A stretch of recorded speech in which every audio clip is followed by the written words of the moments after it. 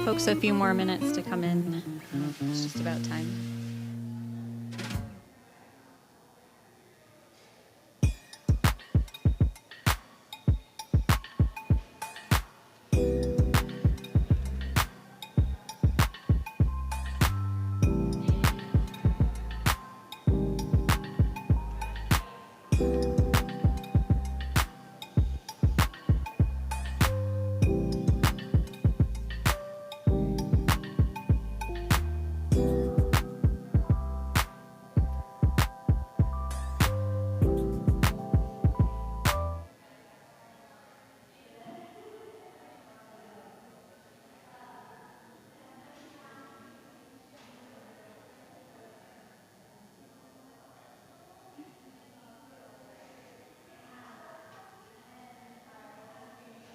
As you're getting settled in, if you need to check in for the CEUs and Behavior Live, the code's there. There's also a poll that's visible if you want to follow along there. And then you can check that out in your app. Oh, yay, captions are up. That's exciting. Okay. I think we're good? Yeah. Okay, we'll go ahead and get started. Welcome, everybody. I know there's a few of us in the room and there's a few of us online, so I'm going to be checking in with both groups. Doing a hybrid kind of presentation is a little bit more complex, but it'll be fun. I'm glad so many people could join us online. So my name is Beth Carey. My pronouns are she, her. I'm a certified peer recovery support specialist, which is a non-clinical mental health provider. I'm also a certified ADA coordinator, a small business owner, mental health advocate, nonprofit grant writer, and many other titles. I'm also a mom of an amazing 8-year-old who is autistic, and I'm autistic myself. I'm here today to talk about planning for self-advocacy in tough times, and tough times specifically mental health related.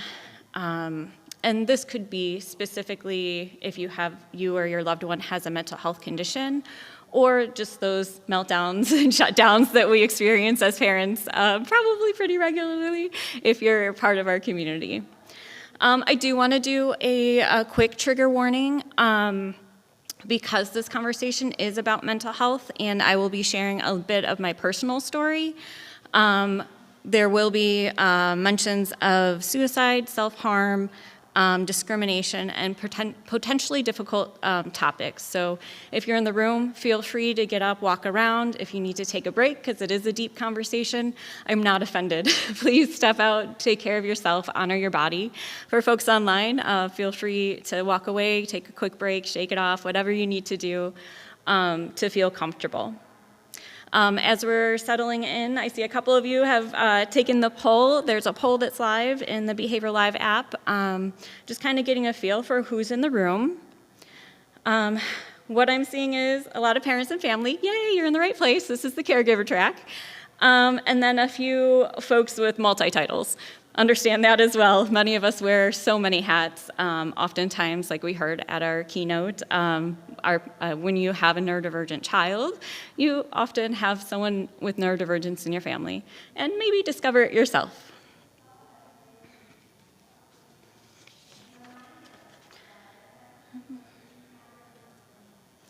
So I'm going to skip that since the other one's been up. So our objective today is to recognize the importance of the early warning signs for mental health or potential mental health struggles in our population. Demonstrate using effective safety planning for self-advocacy. This is from the perspective of myself, someone with autism, but also if you're a caregiver working with your loved one to build a plan and be one of those safe people for them. And then the power of peer recovery support specialists and what we can do to help support your family. Okay, good. I didn't realize the captions were going to be right there, so I just wanted to double check it's not covering up too much. So on screen, you'll see some statistics about autism and mental health. I prefer to use data from the UK because they often use autistic individuals and researchers in their data. And I find it more authentic than studies in the US that often have primary researchers that are non-autistic. But the statistics are very comparable in the US, so it kind of works. So according to the study, around 80% of autistic adults experience mental health issues in their lives.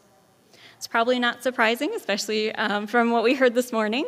About 21% of autistic adults said they were able to access counseling services. Only 21% had access. That's the first step in helping get that plan ready, is to have someone who can support you. 91% of adults told the researchers that their sensory needs and inpatient words were not being met. I have personal experience from that, and I can say that tracks very well with me as well. I have several friends that are autistic and also had to seek inpatient treatment and found them being very inaccessible and inattentive to what our needs are.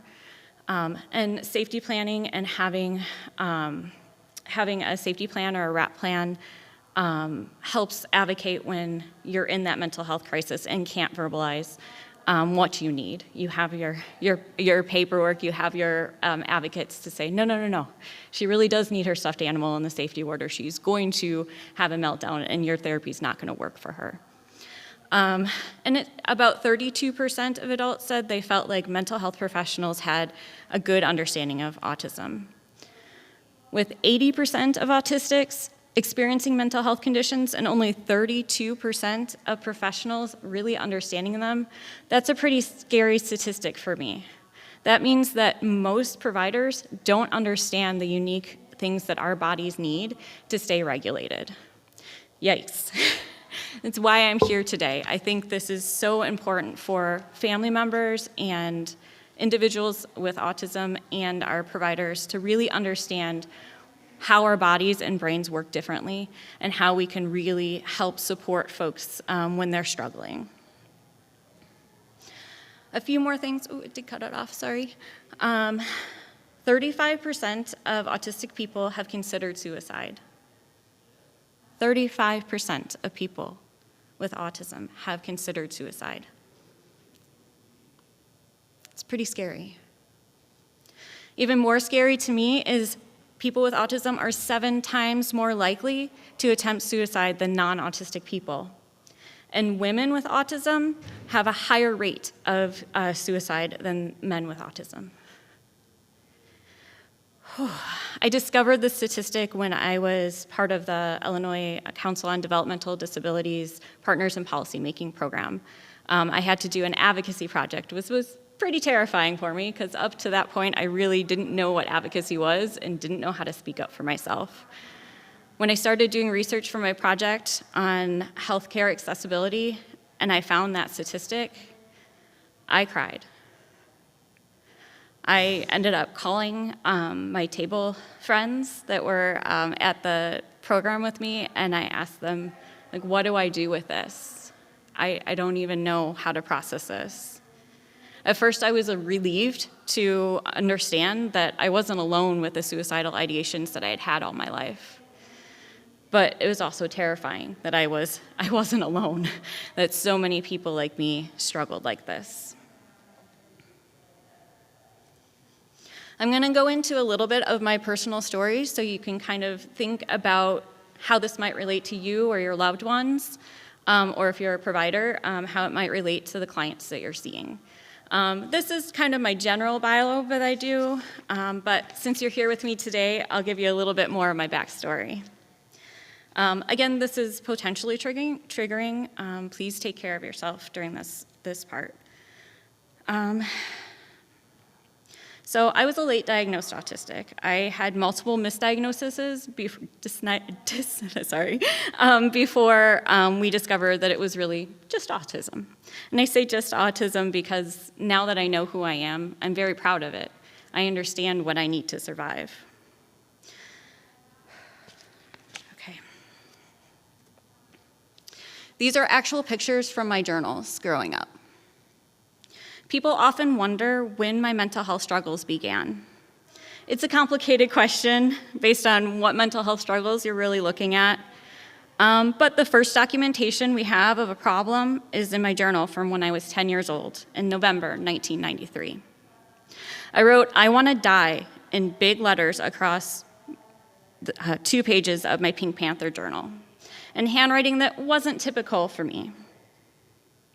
There's no context around it, but the day before, I had an entry that said, "I hate Matt," my younger brother, who was 5 at the time.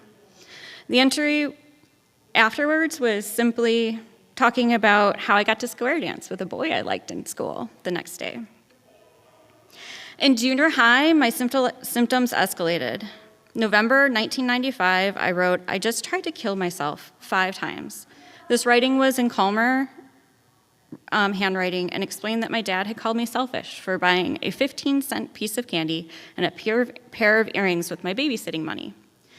And I didn't really understand why that was bad.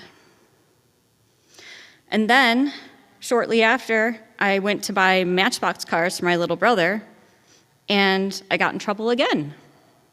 Again, I didn't understand why spending money on myself or spending money on my brother would get me in trouble.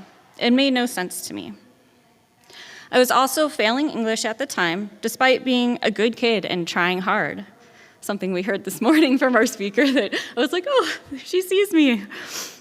And my journals were filled with pages including asking questions about, was I really such a bad kid? I always felt like I was never good enough. Voicing frustration that no matter what I did, I always did something wrong.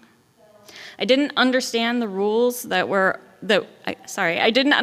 rules were not always black and white, and adults were not always consistent. I thought I was bad. I thought I was broken. I always felt like I was left behind, and everyone knew some big secret that I didn't. The big secret was unwritten social rules that nobody talks about, but always seems to follow and expect you to follow. These silent standards, social rules, and common sense people often refer to, I now know are just people judging others by their own experiences, personal values, and their own cultural standards. And there's nothing inherently wrong with me. In high school, I added self-harm and eating disorder to the mix.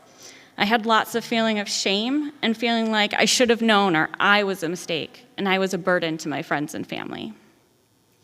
I didn't understand the social rules of dating either, so I relied on my partners to fill that gap and teach me how to be a good girlfriend.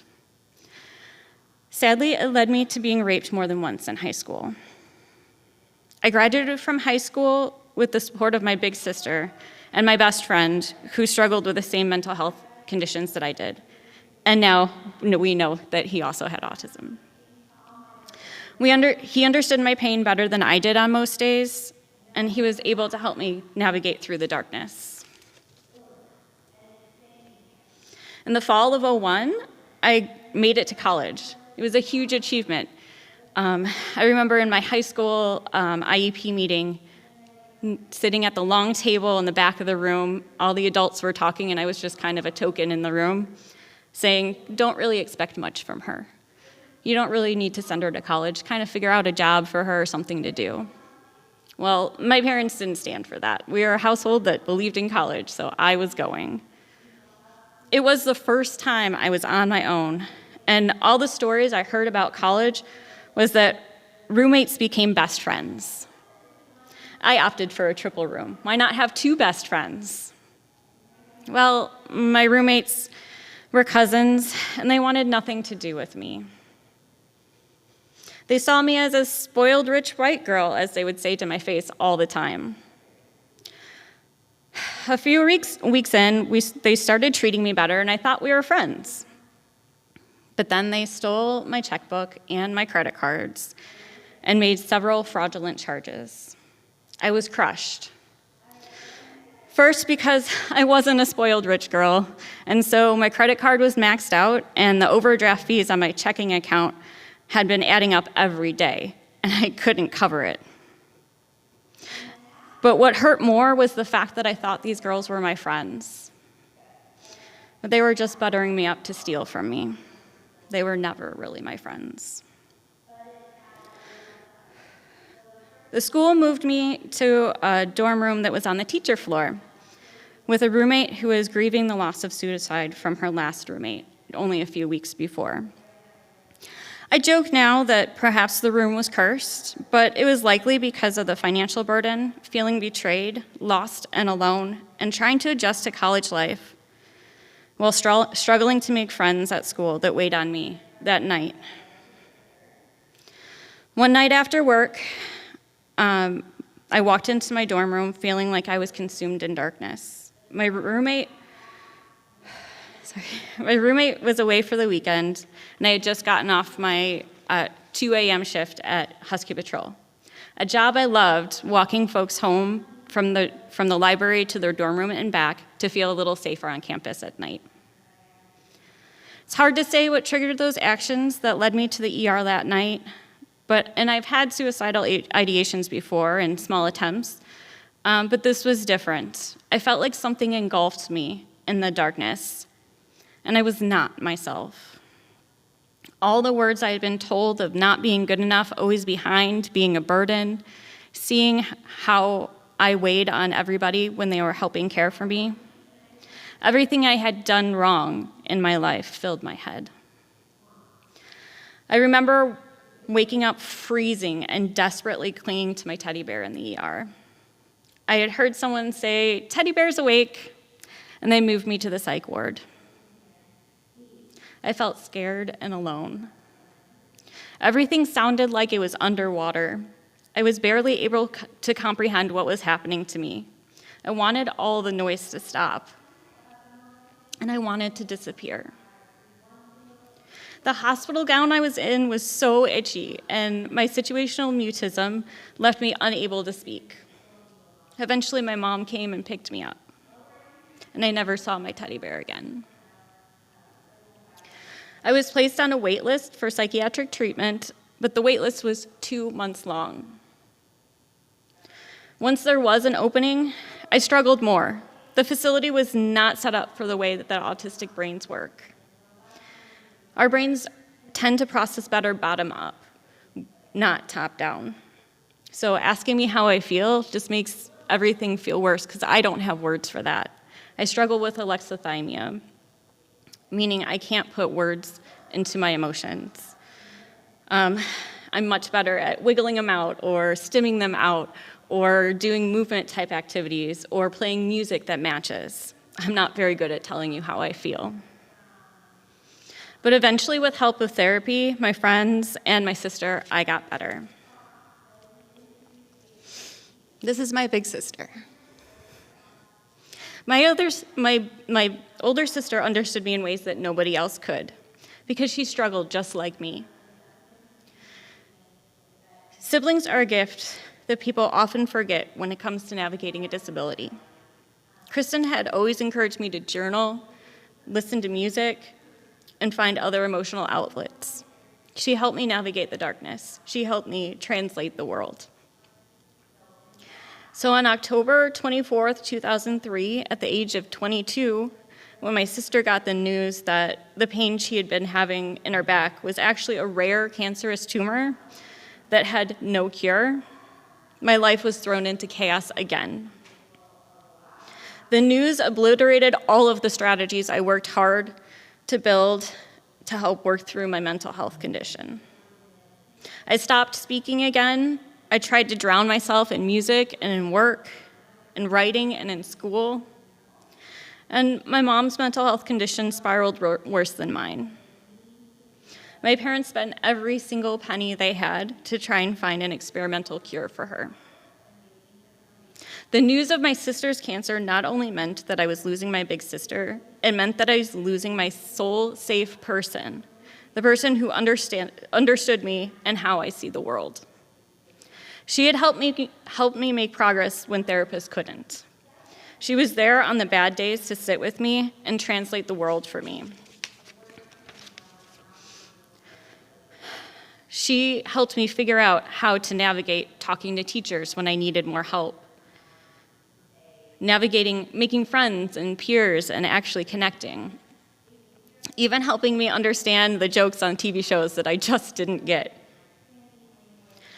As her treatment became more intense, the crippling side effects left her chronically tired and unable to think clearly. I needed help. Not only to process the incredible trauma that my family was experiencing, but to help rebuild my support system that didn't require her to be my only safe person. Internet chat rooms were gaining popularity at this time, and as a broke college kid who didn't know where to go to ask for help, I turned to the internet for support. I started chatting with a man who seemed to get me. We talked about everything, even my sister and the crisis that my family was in. He told me the last thing that my family needed was to deal with me and my struggles, that I was a burden to him, a message I've heard my entire life. He told me that I was only making my sister's condition worse, and with the stress of worrying about me. He suggested I save money for a one-way bus ticket to come visit him and take a break. He would pay for my ticket on the way back home. I had never seen his face until then, but we had been talking for months, and he seemed to understand me like my sister did. He also said he was my boyfriend. I took some time to think about it, but I was scared to travel alone. And my sister didn't really need any more stress, and he was right. My parents didn't have the time or the energy to support me while they were trying to save their other daughter. I thought about the decision for many weeks and decided I really didn't want to drop out of school. It was one of the things that was safe for me. By the fall of 2004, my sister's treatment had cost the family over $900,000, and they were no closer to finding a cure. So when my dad sat me down and explained that I wouldn't be able to go to school in the fall, our family couldn't afford to let me go, the medical bills were just too much, the news broke me, and I decided to make my way down to Texas and make that trip. I was, in fact, the burden. Even here, the financial burden of sending me to school. Since then, I've learned from my volunteer time at NAMI that grief and loss makes good people vulnerable to those who will take advantage. It impairs your ability to think rationally and often causes you to think things you wouldn't normally think, which is why it's so important to have services like the IDHS Living Room Program, peer support, and other regulated support tools where people can provide non-biased support and help reduce the number of people who are taking advantage in difficult times. Over the centuries, people with disabilities have been victims of horrific physical abuse, sexual abuse, chronic neglect from institutions, schools, and even home environments. It's being seen as less than and incapable of making our own decisions that leads to some of this abuse. People with disabilities are often perceived as having less power. We may not have been taught the tools we need and the way we need to navigate our own needs, causing us to be vulnerable to manipulation. Okay, this is the hardest part of my story. Unfortunately, I believe that Texas man when he said I was a burden to my friends and family. I saw how exhausted my parents could be when they are trying to help me navigate or having a meltdown or not able to speak. I ran away in August 2004. It's the most terrifying thing I had done on my own, but I didn't want to be a burden to anyone anymore. And this internet chat room guy who said it was my boyfriend seemed to know how I could fix that. When I arrived, I was immediately isolated from my support system for my own good and endured 2.5 years of horrific treatment, being exploited for labor, abused, and trafficked. I discovered they also opened up numerous credit cards in my name that were obviously never paid. I typically share this part of my story as domestic violence or financial abuse, but the aftermath of living through this kind of hell is more than domestic violence typically causes. When I got free, I moved back home and I was diagnosed with several mental health conditions, including PTSD. I didn't speak, I was afraid to eat, I was even terrified to pick out my own clothing. I didn't know who I was or how to live a life with choice and autonomy.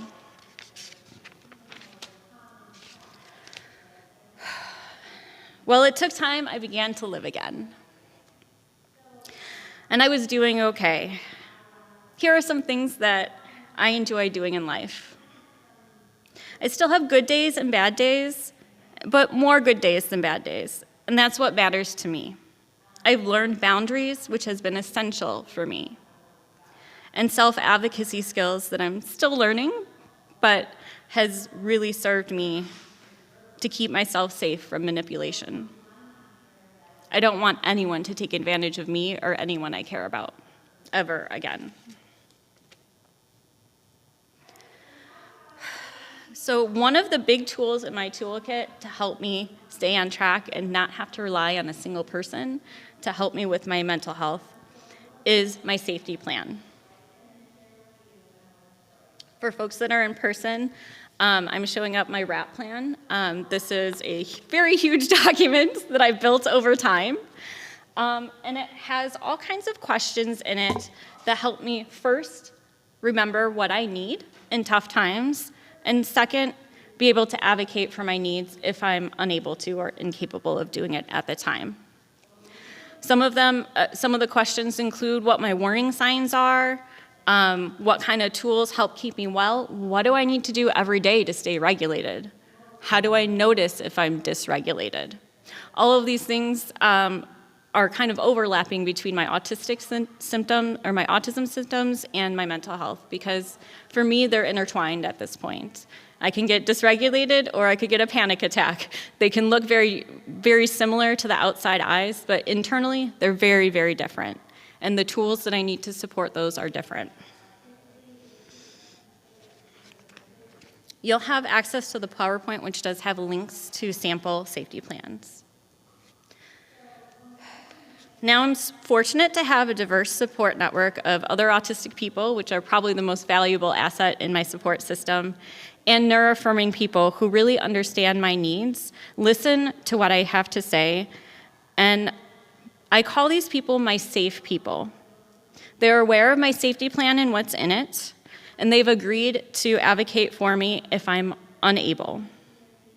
My safe people are members of my family, a very essential key, providers and friends who provide that non-judgmental listening ear, and the emotional support, and kind nudges when they notice some of my signs of me being unwell. Like, you look a little dysregulated, you wanna go in your rocking chair? Yes, I forgot, sorry, thank you. It's so important to have those people who will nudge you politely and help you get kind of back to yourself.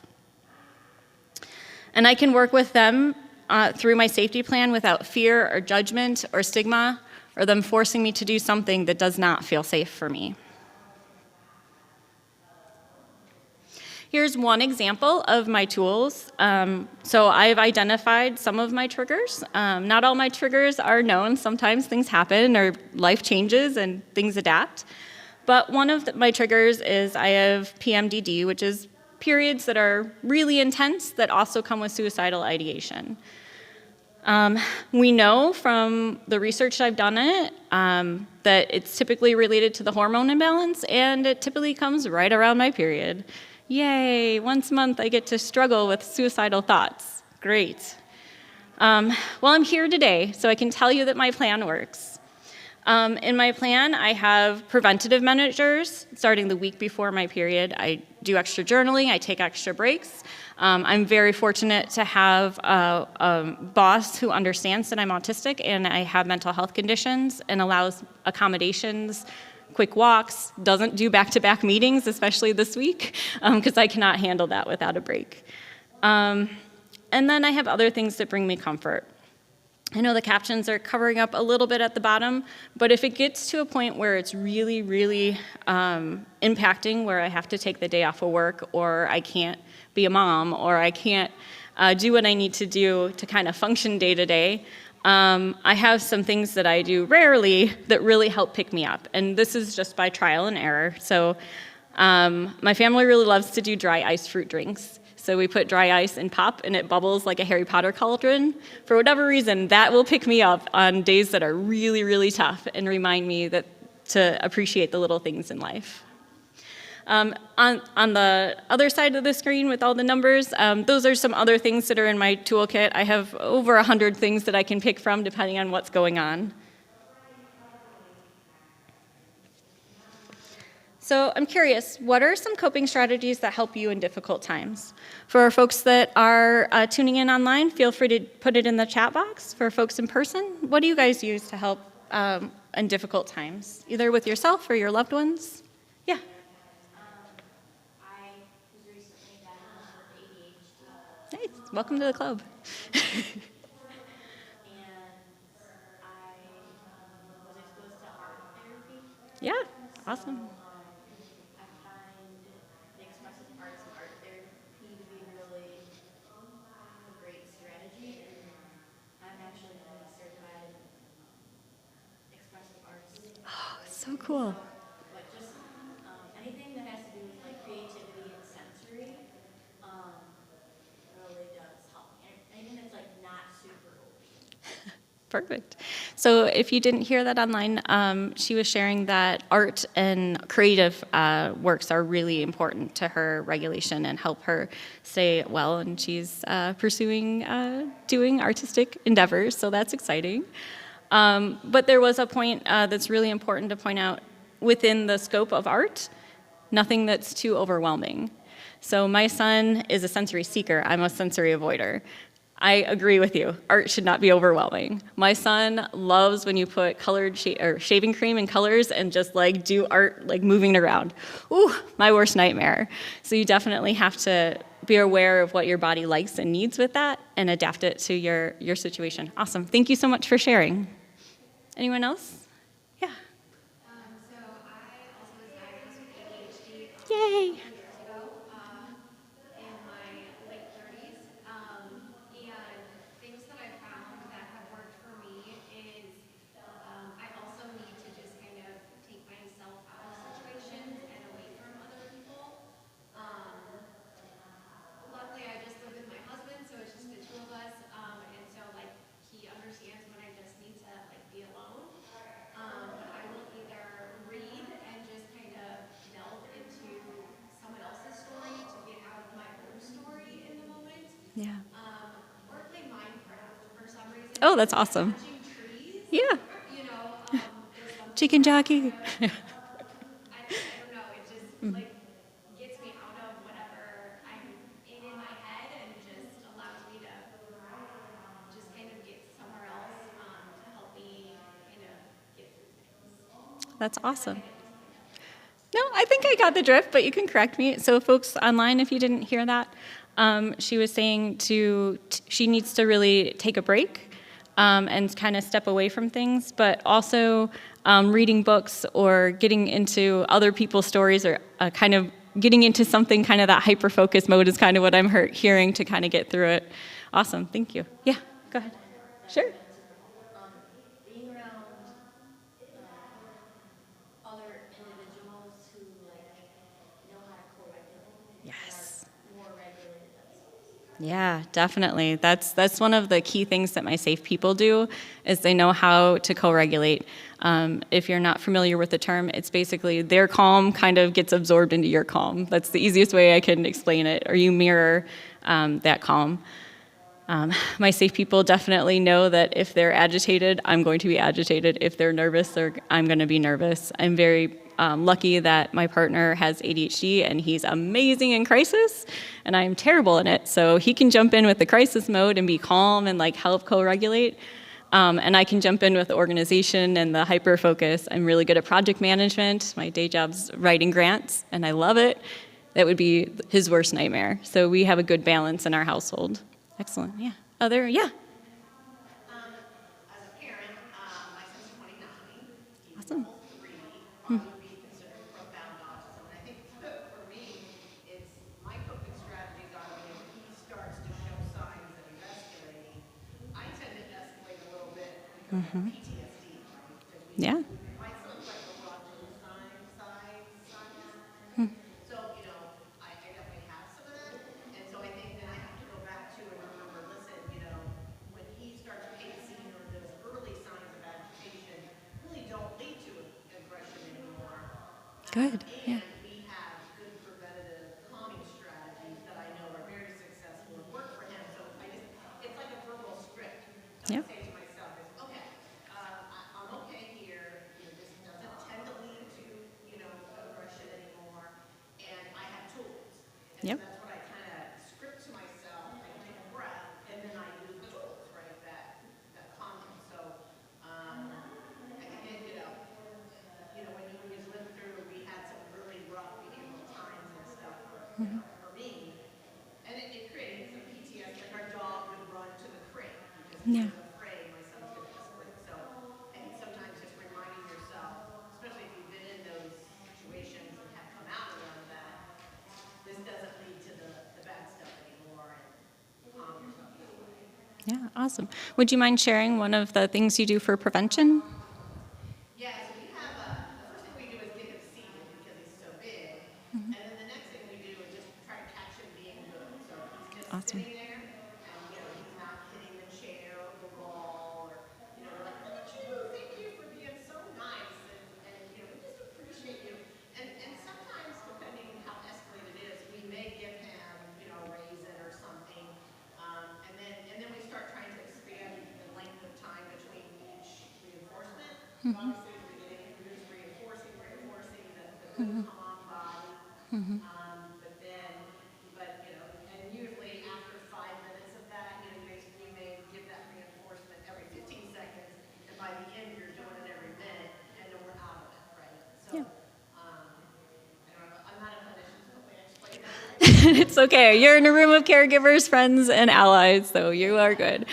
For those online who may not have been able to hear, she shared that she has a son with high support needs, and they do a lot of prevention planning, exactly what I'm talking about here today, and talking about kind of reinforcing those plans over and making sure you practice it, and it gets easier each time. She also shared that the family and even the dog has a little bit of PTSD from reaction from the previous difficult behaviors or challenging behaviors from her perspective. And so she has to kind of check herself and remind herself, it's not about me, we have a plan, we have a way to get through this, we know this works. That's awesome. Thank you so much for sharing. That's wonderful. Anyone else? No? Oh, it looks like our friends online, we've got a few folks. Humor, oh, that's great. So I find this one amazing because I find, at least amongst my peers that are neurodivergent, that humor is either something we really get or we really don't. I'm one that does not get it. Although I do like dad humor. That is definitely the dad jokes, the pun jokes, those are so me. But if you do other jokes, I'm not, it's gonna right over my head. But that's awesome. Humor is a really great way to manage that struggle, and it also helps regulate. As you're laughing, you're moving air through your body, and it helps calm down your system and remind your body, like, oh, okay, this is a safe situation. It's okay. So that's awesome. We also have another one, meditation, music, and going for a walk. Those are all fantastic ones. For me, I find meditation is really hard. I can't turn my brain off. My brain is always going. I'm always thinking deeply. If you say just sit here and don't think, it's really, really hard for me. And I found I've tried different classes and different perspectives on it, and I haven't found one that particularly works for me in the way that they want it to. But there's a center in Lisle, Illinois called the Science of Spirituality, and they have a circle room, and it's very low sensory. You can sit on the floor, which I love. And they ask you to kind of just close your eyes and look into the abyss. Now their script is, let the nothingness come and forgive yourself if things come up. For me, I focus on something that really makes me happy. Maybe it's a friend, maybe it's a memory, and that is more useful than kind of thinking into the abyss or trying to clear my mind. So I know it works differently for different people. I have friends that love meditation and can sit there and clear their mind, but it just doesn't work for me. So music is a huge, huge, huge one for me. I communicate through music, especially when I am non-speaking. Especially if I start getting overwhelmed, if I start getting into a situation where I don't have a plan, I don't have a tool, I haven't prepared for this, I can go non-speaking. Now, I've practiced enough to reach out to my partner and tell him what's going on, and he can just reinforce what's in my plan. Be like, hey, remember, this is okay, we have a plan for this. And I can kind of get back into it. Yeah? It depends. So I have playlists based on my mood. So what I've done, because I've gone to therapy pretty much my whole life, and pretty much every therapist, almost every therapist I've worked with, especially when I was younger, asked me how I felt. And it made me want to run away. I didn't know. I just knew that that question made me want to run away. Now that I understand alexithymia and that it doesn't make sense to me to say, like, I'm happy because happy looks like this because you told me to. That doesn't really work for me. So I have music that I can play for my therapist, for my safe people, and I say, this is how I feel. I have no idea what this means, but this is how I feel. Right now, my absolute favorite band is Citizen Soldier. The lead singer is a therapist himself, and he totally gets lived experience of having mental health condition. Absolutely love him. They try to keep their the tickets really cheap so that it's affordable for everyone, which I really appreciate from artists. My favorite song right now, just because I love music so much, is called Tattoos. I think that's my story and where I'm at right now. So if you listen to it, you'll know a little bit more about me. But yeah, great question. I also love Nine Inch Nails and 3 Days Grace, all of those kind of, when I have big emotions and I don't know what they are, those types of music, that type of music really helps. When I want to focus, it's usually instrumental Disney music. So I do body doubling so that I can focus a little bit better, but if I don't have someone to body double, then I have music double, and I only play it when I'm focusing, so it triggers my brain to go, oh, this is the focus music, I have to focus, darn, okay, let's do this. So I use music as a lot of different ways. But thanks for asking. And then going for walks, I am a nature person. Not everybody is. Some people love bugs, some people hate bugs, some people collect rocks, some people don't. You'll probably see some of those memes of shiny rocks or shiny things, and we share with each other like little goblins. I'm definitely that kind of autistic. I love shiny things, I love collecting things, I love nature. Actually, while I'm in Springfield, one of my favorite places is the Lincoln Memorial Gardens. Anytime I come down here for anything, I take a walk because it's got really inspirational phrases on the benches, and it's super gorgeous at sunset. So I highly recommend checking that out before you leave because walking is great. Oh, somebody said they love them too. Yes, you're my kind of people if you love my music, definitely. Awesome. Other strategies that anyone wants to share? And if you're in the room and don't want to speak up, that's okay too. You can also do it in the app. I don't mind. I understand that folks are not always comfortable speaking up in person. Totally respect that. So, awesome.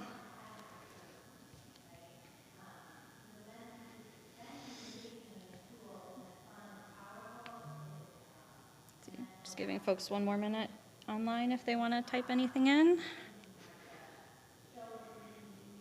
Excellent. Okay, so after facing challenges, I always review my safety plan. What was effective, what wasn't, what strategies we tried, and do I want to start it? Do I want to stop it? Do I want to continue it? I always evaluate pretty much everything because I'm an overthinker. Start, stop, continue, or rose, bud, thorn, those are frameworks that I use all the time to think about how did that go?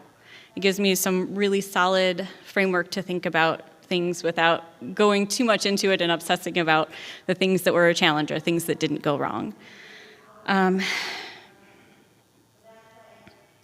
This is also my process to adjust for different situations and notice when I've had some successes.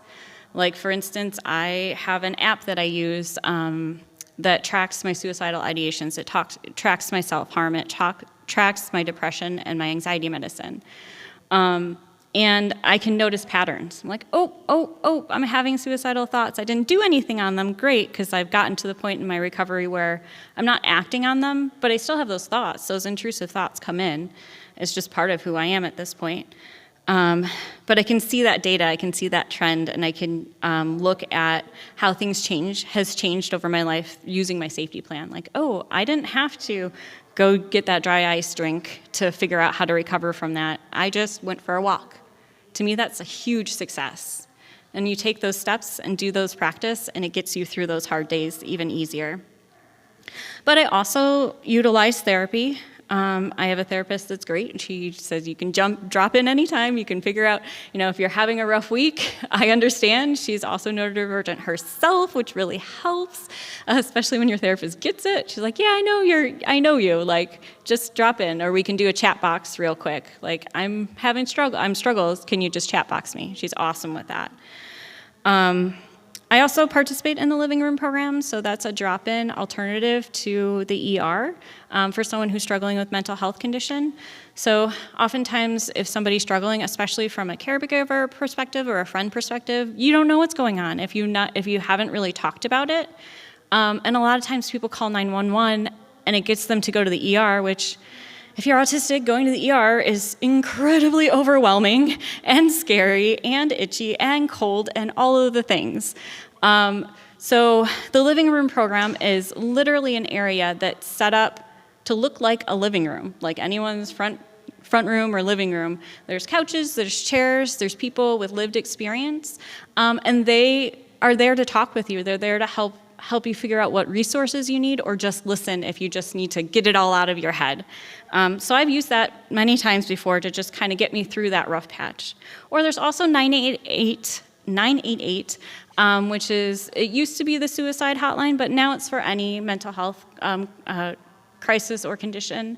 They're happy to help you, connect you to resources, and it doesn't get you sent to the ER if you don't need to go there. I mean, there may be instances where you do need to go, but it kind of helps keep it in a calmer recovery and calmer situation.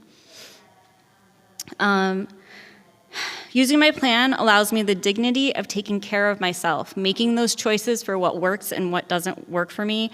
It builds my confidence that recovery is possible.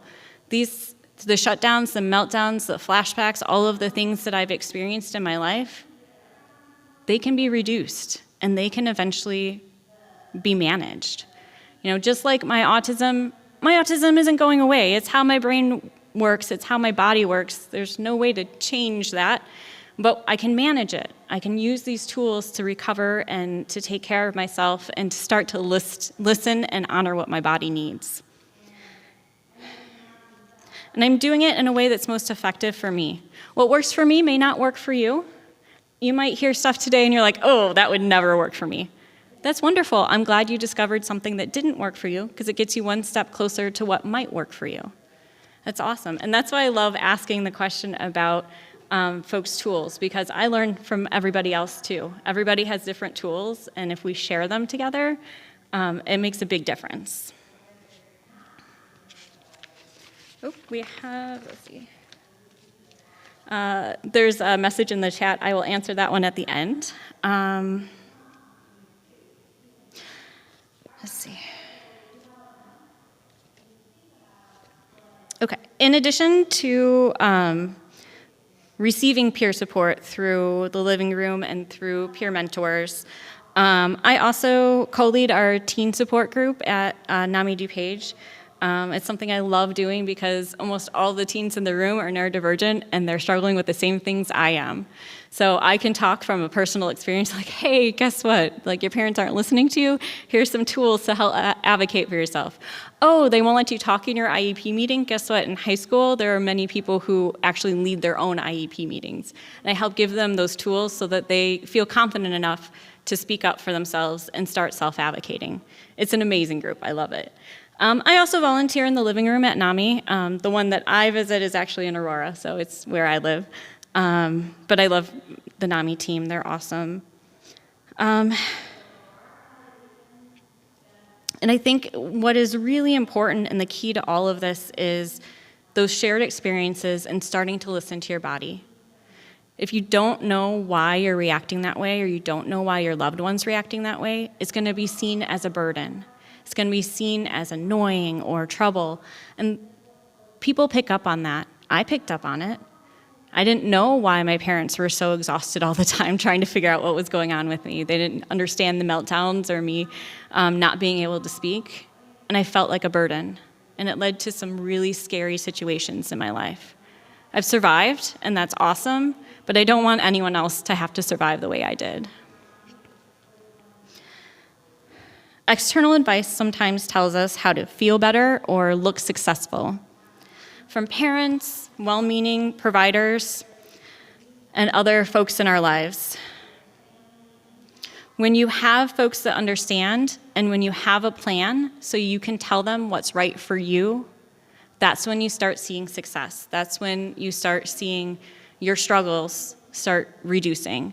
Your family members stop having behaviors or having communication that you don't understand.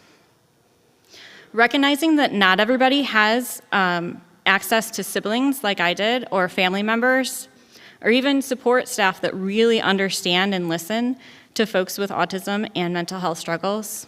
I was actually inspired to create Neurodivergent Galaxy. It's kind of an offshoot of the project that I did with Partners in Policymaking. I said I was going to do it, and I did it. Yay, success. And through this platform, I support others in the autistic community. I do presentations like this. I work with family members, do one-on-one support, help with safety plans, recovery coaching, and so much more. I also, like I said, volunteer at NAMI DuPage, so if you're ever in DuPage, drop in. I'm happy to help you there. I say this all the time, and I really believe it. It's okay not to be okay, but it's absolutely not okay to struggle alone. People are out there that hear you, that want to help you, that are going to stop and listen and honor your needs and understand your needs may not be their needs, and that's okay.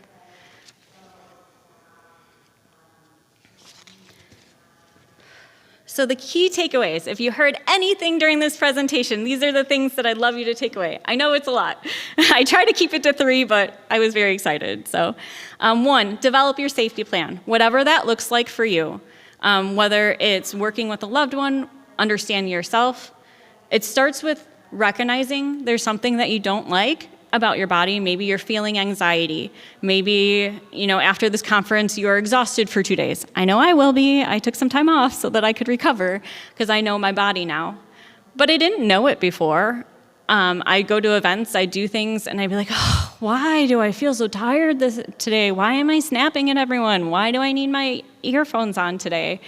But now I've figured out the pattern, and I can plan ahead for it. And that's how I'm more successful. So it just starts with noticing. Notice how you feel after this conference. Did you feel invigorated? Did you feel tired? Did you feel overwhelmed or confused? Did you need to take an extra break today? Maybe take one of the sessions off to take a nap. It's okay to honor what your body needs. It's your life. You're the only one that gets to be around you 24/7. So you get to honor that. Yeah. I just had a question, you're talking so much about honoring your needs and knowing your needs, which I feel like I do that a lot, but how Good. do you get other people, such as your boss, or people at work, or anybody who doesn't have the same needs you do to understand this without looking like you're unemployable, or down. I hear you, and that is extremely valid. For folks online, she was talking about how do you navigate honoring your needs when other people just don't understand. And I think for me, when I first started unmasking and trying to figure out what my body needed and saying no, heaven forbid, something I never did when I was younger, I started realizing that those things that I think other people feel and see about me, like maybe I'm unemployable, like you said, I realize it just means that's not the right environment for me. I've worked some jobs that actually caused me to drink, to have substance use issues. Wasn't the right environment for me. Why? Because the CEO happened to point out that anyone who has a disability doesn't deserve to work. And I got that message over and over again, and it led me to unhealthy coping mechanisms. And then I had a really awesome therapist, and she's like, hey, this is not you. You're not honoring your body. This environment is not right for you. So I always advocate for figure out what it is that might be feeling unsafe or difficult, or those biases that you think that they feel about you. The job that I'm at now, that I love very much, I got after I finally got my plan together. I kind of figured out what work environments were good for me and what weren't. And I started doing some trial and error. And I personally was very honest at my interview. And I was like, I have autism. I am fantastic at grant writing. I will hyper-focus. I can get these deadlines done. I have tons of passion for our mission.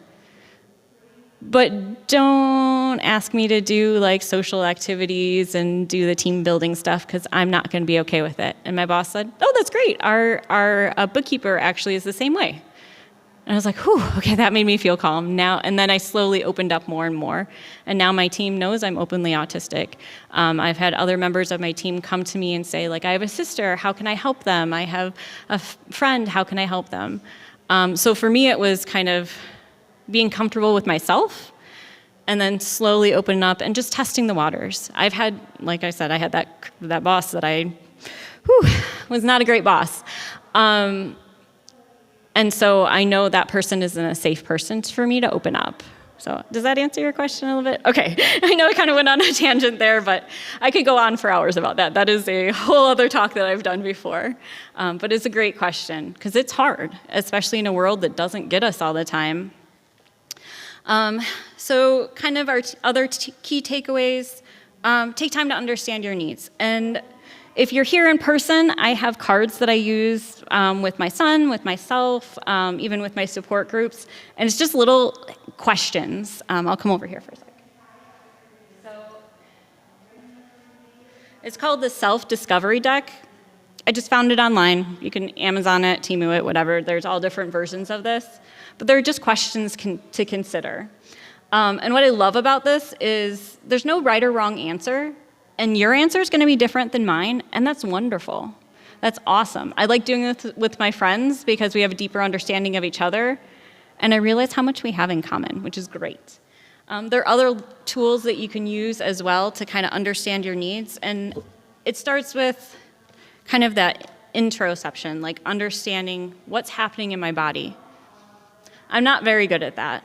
I follow Kelly Mailer online. She's an OT.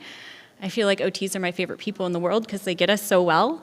And she has some really great exercises to pause and think about what's happening in your body. If I go like this, I close my fist, and then I open it. Ooh, what do I notice? My hand is red. My fingers kind of hurt because I was doing it really tight. That's all it starts with, is kind of those little things. And then it kind of grows, and you start noticing other things, and you can address them proactively. Know your safe people. Know those people that you can open up to, you can talk to without stigma, you can share those thoughts that you might be having that are terrifying to you, but you don't necessarily need to go to the ER yet because you know they're normal for you. They just stink, and you need to get them off the top of your head. Know that you should not struggle alone. I don't like to should, but this one's a should for me. I say don't should on yourself. I should be doing this. I should be, mom with a white picket fence and, all of that thing. Don't should yourself. That's silly social rules that don't apply to us. And if you look at all other cultures, they're different across the world, so don't should yourself. But please don't struggle alone. There are people out here that care about you. There are folks at this conference I'm sure you can connect with too that will be similar in your journey or give you some resources you hadn't thought of. Please, please, please don't let others dictate what's right for you. I know we grow up learning all these rules about what is good, what is bad, what is what we need to do, how we need to dress. You be you. Whatever is comfortable for you is great. Honor yourself and find environments where yourself is welcome. And I'm going to skip the other ones for the time, but absolutely nothing about you without you. You're the only person that lives with you 24/7. You're the only person who can navigate the world the way that you need it. Please, please, please don't let other people dictate what your life should look like or needs to look like. You are uniquely you, and we need every single person here, whether you're a caregiver, a person with autism, or anything in between. You're beautiful, and you deserve to honor yourself. Here, if you want to do screenshots, are some of the safety templates that I recommend. The Wellness Action Recovery Plan is what I use. It's my bigger one. I have some on the table here if you're in person. You can look at them and kind of touch them and all of that. I also really like the Adapted Safety Plan for Autistic Adults through the UK research group. Again, I love UK. They're awesome for us. I'm going to answer a few questions from our folks online, and then I'll ask about questions in the room. Somebody said, okay, I'll do this.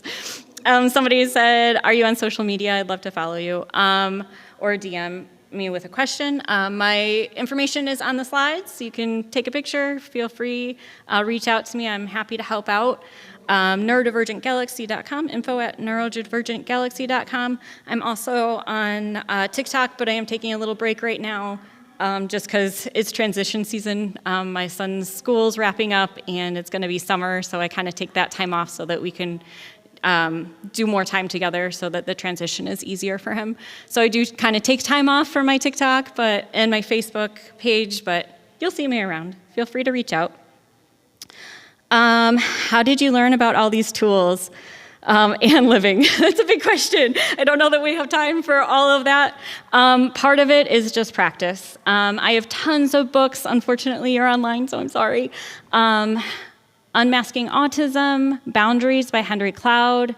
Is This Autism? It's a diagnostic book, but it's really great for people like us. Patient Empowerment book, and Avoiding Anxiety in Autistic Adults are kind of the core things that I use as far as helping other people and have helped me. A lot of it's trial and error and that reflection piece. What works for me and asking other people what works for them. And you can always reach out and we can have a bigger discussion about that if you'd like. This person said, my daughter's been in therapy for years, but this is the first time I'm hearing about some of these things. I'm so sorry. I know different therapists have different specializations, different knowledge, different experience, just like each one of us. And sometimes it takes kind of looking around. Because of what I've gone through a lot of therapists that once we get to the point of explaining that I was trafficked, when I'm comfortable enough to share that, many of them say, ooh, this is well outside my zone or my knowledge, I need to pass you off. So I've been passed off to a lot of different therapists once I feel comfortable. So having those different perspectives actually is an asset because I have different views from different people and different resources. I also this is one of my special interests because it is my life. So mental health is something I'm extremely passionate about. So I kind of stay up to date with all of that kind of stuff, just in general. What is the name of the app you use to track your feelings? Ooh, that's a great one. So I actually technically use two. If you're in the room, I'll show you. I have a little band here. It's called the Visible app. It's technically intended for folks with long COVID or POTS, but POTS overlaps with our community a lot, so there's a lot of good tools there. And then I add some of the extra things that I need for myself, like how often am I using my headphones? When am I taking my anxiety medicine, PRN? When was my last suicidal ideation? Those types of things. So I kind of customize that app, but I love it, and it gives me really good data, and I love data, so kind of a data nerd. Yeah, great question. Thank you. I think that's all the folks that we have online. Any questions in person? I know we're going over a little bit. But any questions, thoughts? If you're in person, feel free to come to the table. I have so many resources. I have my RAP plan. I have my sample Feel Better list. So my RAP plan's really, really giant, but this is because my brain can't comprehend the whole giant thing when I'm struggling, so I have a front and a back. Things to pay attention to, things to help me deal when things are getting too big, some phrases and reminders from movie quotes and things like that that I like, and then my choice board. My partner or whoever my seat people are will be like, pick 3 things and then let me know how you feel. And the very last one is always stop and wait 24 hours because usually things start regulating after that. But feel free to come up to the table, check out, take pictures, whatever you'd like. I also have some resources for children. I use them with my son and with the youth that I work with as well. So thank you everybody for coming today. I hope you learned a little something. There is a little poll if you want to take at the end, just curious what was most impactful, but no pressure there. I always just like to improve. If you have any feedback or anything for me, please reach out, positive or negative. I always love to improve. I love, like I said, I'm kind of always evaluating, like, what did I do well? What didn't I? It really helps me grow as a person. So, and then lots of resources. I promise I didn't just make this all up. So, awesome. Thank you, everyone. Awesome.